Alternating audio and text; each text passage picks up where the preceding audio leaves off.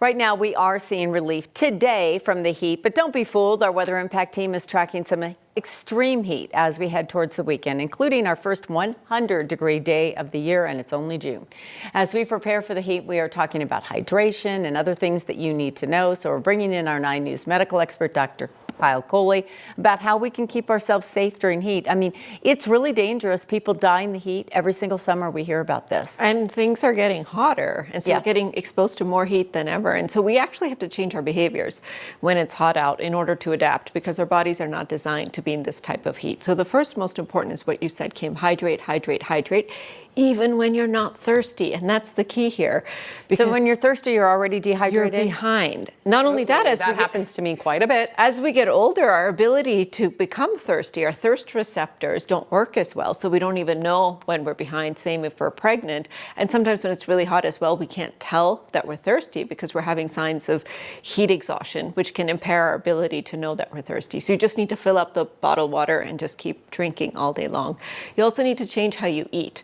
So oftentimes we just keep eating the same things we would normally eat, whether it's cold or hot outside. You really want to eat much lighter, easier to digest food.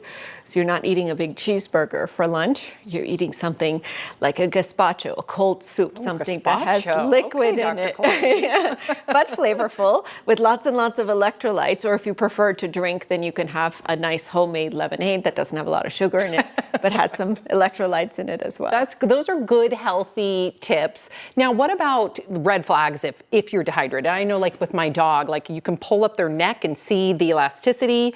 Anything that we can do to find out if we are close to dehydration? Yeah, so the first clue is to look at your urine every time you go to the bathroom, and try to get in the habit of doing this every day anyway. So you can look for blood, you can look for, protein, anything else in it. But if it's really dark yellow or amber, you're way behind. So it should be colorless or pale yellow in order to know that you're sort of keeping up. Skin turgor, as you said, is the other one.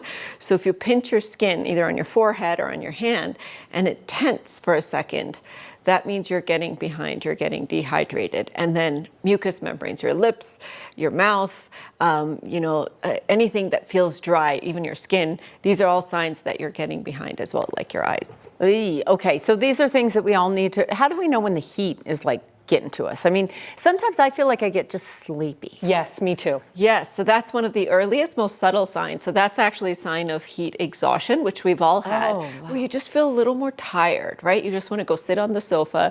Maybe you're feeling a little nauseous or not too hungry. You're a little bit fatigued. You might be sweating a little bit. Your heart rate is a little faster. Those are things you might not feel, your heart rate being faster, your respiratory rate being different.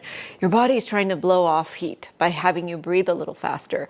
So all of your systems are sort of amped up, which is why you're feeling more tired, because your body's overcompensating to try to control your body temperature. So if you are starting to feel tired, then that's a sign you might be starting to have heat exhaustion, which can quickly progress to heat stroke, which is life-threatening. So if you have heat stroke, you can actually go into coma, die from it. And certainly older people, people on chronic medications, pregnant women, infants and babies, and pets, these are all.